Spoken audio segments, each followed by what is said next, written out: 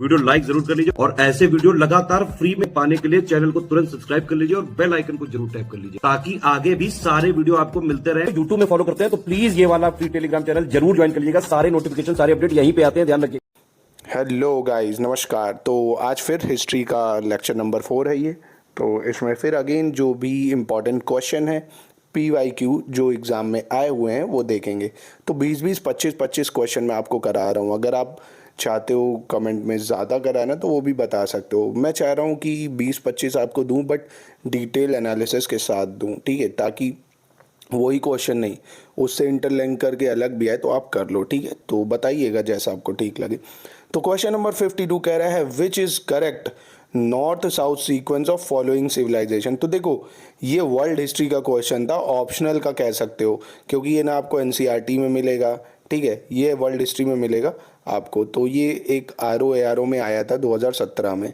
तो इसका ऑप्शन है एस्टेक, माया, म्यूजिशिया और इनका। ये नॉर्थ अमेरिका और साउथ अमेरिका की सिविलाइजेशन है ना। तो कभी कभी ऐसे out of the range question भी आ जाते हैं ना, तो क्या ही कर सकते, वो सबके गलत होंगे, अगर आपके होंगे तो डोंट वरी, उसके लिए परेशान मत हो। तो इसका आंसर होगा एस्टेक, माया, म्यूजिशिया, इनका। ये नॉर्थ अमेरिका से साउथ अमेरिका की सिविलाइजेशन है। चलिए question number 53, meaning of the term Arya is classical Sanskrit. तो आर्य का मतलब क्लासिकल संस्कृत में होता है अ नोबल मैन। क्या होता है? अ नोबल मैन, याद रखिएगा। क्वेश्चन नंबर 56, ऋग्वेद क्या कहता है? तो देखो ऋग्वेद जो है वो क्या है? कलेक्शन ऑफ हाइम्स, मतलब मंत्रों का एक ग्रुप होता है। अब बात आती है, 4 हमारे पास वेद है, ऋग्वेद, यजुर्वेद, अथर्ववेद, सामवेद, है ना। अभी इन चारों को मैं आपको बताता हूँ। गोपाथा ब्राह्मणा, क्वेश्चन नंबर 58 कह रहे हैं, तो गोपाथा था लगाए तो अथर्व, ऐसे याद कर सकते हो। Gopatha Brahmana is associated with Atharva, Atharva Gopatha. तो ऑप्शन नंबर C हो जाएगा, ठीक है। चलिए तो क्वेश्चन नंबर 54 कह रहा है which one of the following is oldest Veda. तो सबसे पुराना वेद है ऋग्वेद, याद रखिएगा, सबसे पुराना वेद ऋग्वेद है, ठीक है। अब क्वेश्चन 55 कह रहा है त्राई इज अ नेम ऑफ। तो देखिए त्राई का मतलब होता है 3 वेदों से जो मिलके बनता है उसको त्राई बोलते हैं। कौन कौन से वो 3 वेद? यजुर्वेद, ऋग्वेद, सामवेद, इन तीनों को मिलके बनता है वेदास त्राई, ठीक है। अब धर्म संघ बुद्ध भी एक त्राई है, पर इसको त्रिरत्नास बोलते हैं, त्राई नहीं, ठीक है, इसको त्रिरत्ना बोलते हैं। क्वेश्चन 59 कह रहा है the compilation of which among the following is based upon Rigveda. कौन ऋग्वेद से मिलके ही बना है? तो गाइस सामवेद जो है वो ऋग्वेद से ही मिलके बना है ना, उसी के कंपाइलेशन से ही बना है, याद रखिएगा, इंपॉर्टेंट है, ठीक है। क्वेश्चन 60 कह रहा है the earliest evidence of use of iron in India was discovered from. तो ये हमें अतरंजी खेड़ा से मिला है। कहाँ से मिला है? आयरन का यूज़ जो है आर्यन ने किया, ये हमें अतरंजी खेड़ा से मिला। और अतरंजी खेड़ा कहाँ पे है? उत्तर प्रदेश में। कहाँ पे है? उत्तर प्रदेश। क्योंकि हड़प्पन कॉपर यूज़ करते थे, आयरन को यूज़ नहीं करते थे। बट इसको याद रखिएगा, आयरन कहाँ मिला? अतरंजी खेड़ा, ठीक है। और आपका सबसे पुराना मतलब सबसे ओल्डेस्ट वेद वो है ऋग्वेद, वेदास्त्राई। बस अथर्व को हटा दो, 3 वेद हो गए वेदात्राई। चलिए क्वेश्चन नंबर 56। अब देखिए ये चारों वेदास के नाम बहुत इंपॉर्टेंट है, इसको याद रखना है। क्वेश्चन 56 में ऋग्वेद किससे डील करता है? हाइम्स एंड प्रेयर से। किससे डील करता है? हाइम्स एंड प्रेयर से। यजुर्वेद किससे डील करता है? यजुर्वेद डील करता है हाइम्स एंड रिचुअल से। किससे डील करता है? यजुर्वेद हाइम्स एंड रिचुअल से, ठीक है, इसको याद रखिएगा। नेक्स्ट आपका सामवेद, तो शाम भैया म्यूज़िक शाम जैसे ही होती है, तो म्यूज़िक दारू पार्टी लोगों की चलती, तो म्यूजिकल हाइम सामवेद। अथर्व जो है वो आपका किससे डील करता है? अथर्व डील करता है चार्म्स एंड स्पेल्स, है ना। अथर्व किससे डील करता है? चार्म्स एंड स्पेल्स, मतलब मेडिसिन वगैरह कह सकते हो आप, है ना, ये सब चीज़ें से। तो Rigveda hymns and prayer, Yajurveda Yajur भाई यज कहते हैं ना यजमान, तो भैया हाइम्स एंड रिचुअल यजमान का वही करना है। सामवेद का मतलब हो गया शाम को दारूबाजी गाना पार्टी, तो हो गया म्यूजिकल हाइम्स। अथर्व का मतलब प्रेयर करना है, ठीक है, तो अथर्व हो गया आपका ये। 61 कह रहा है उपनिषद जो होते हैं, तो देखिए उपनिषद जो थी वो बुक्स थी फिलॉसफी पे। कहते हैं यार ज़्यादा फिलॉसफी मत झाड़ो, आत्मा परमात्मा का मिलन, 2 आत्माओं को मिल के प्रेम होता है, ये सब फिलॉसफिकल बातें हैं, ठीक है। तो मेन थीम जो उपनिषद की थी वो कौन सी थी? फिलॉसफी थी। तो 62 का B हो गया, ठीक है, फिलॉसफी उपनिषद। फिर देखिए रिपीट हुआ question 63, which one of the following वैदिक लिटरेचर टॉक अबाउट सैल्वेशन। तो देखो फिर वही मोक्ष, आत्मा, परमात्मा, ये सब उपनिषद में लिखा हुआ था, ठीक है। Question 64, famous dialogue between Nachiketa and Yama. ये बहुत इंपॉर्टेंट है। नचिकेता और यामा के बीच में जो बात हुई है ना, आपस में डिस्कशन दिखाया गया है, वो कठोपनिषद में दिखाया गया है। किस में दिखाया गया है? कठोपनिषद।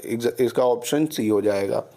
69 कह रहा है द वैदिक रिवर कूबा वॉज लोकेटेड। तो देखो कूबा है ना, ये आपकी अफगानिस्तान में, कूबा, कुरमू, ठीक है, ये आपकी कहाँ है? अफगानिस्तान में। चलिए क्वेश्चन 70 कह रहा है इसको मैच करो। तो कूबा, तो भैया कूबा का प्रेजेंट नाम जो है वो काबुल है। क्या है? काबुल। पुरुषनी, एंशियंट में रावी नदी को ही पुरुषनी कहते थे, है ना। और सतुद्री जो है वो सतलज थी। सतुद्री कौन सी थी? सतलज। और गंडक जो आज आप बोलते हो उसको एंशियंट में सदनीरा बोलते थे। क्या बोलते थे? सदनीरा। जैसे सिंधु नदी को आज आप बोलते हो इंदस। क्या बोलते हो? इंदस। तो ये इंपॉर्टेंट है, याद रखिएगा।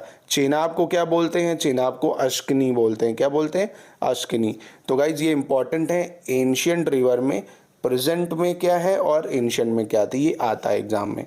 तो इंदस का सिंधु हो गया, ठीक है, रावी का पुरुषुनी हो गया, सतलज का सतुद्री हो गया, अश्कनी का चेनाब हो गया, ठीक है, ब्यास।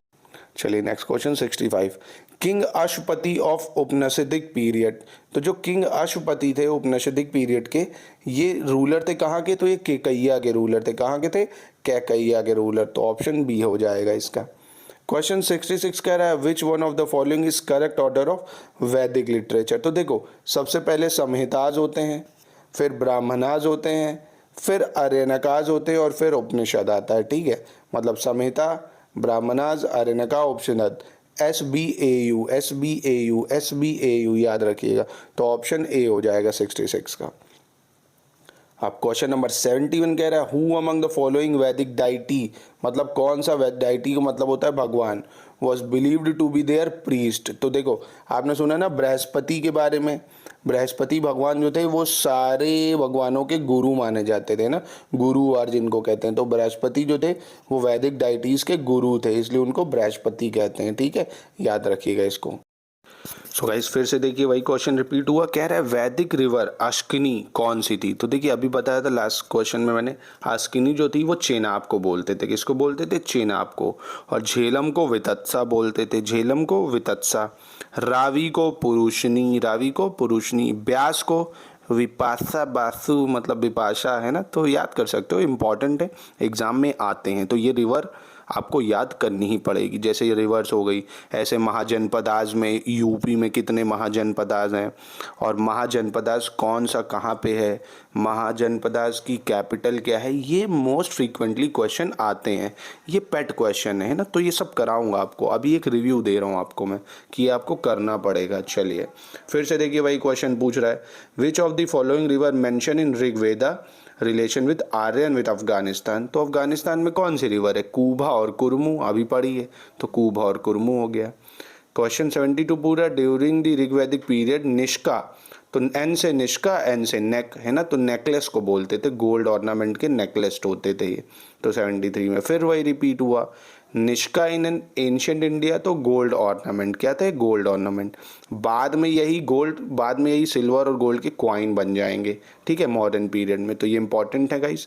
नेक्स्ट क्वेश्चन अब हम लोग करेंगे नेक्स्ट वीडियो में, उसमें मिलते हैं। और इंपॉर्टेंट क्वेश्चन कराता हूँ आपको, जो मैं बता रहा हूँ बस उस पर थोड़ा एक्स्ट्रा फोकस करिएगा गाइस। Thank you guys.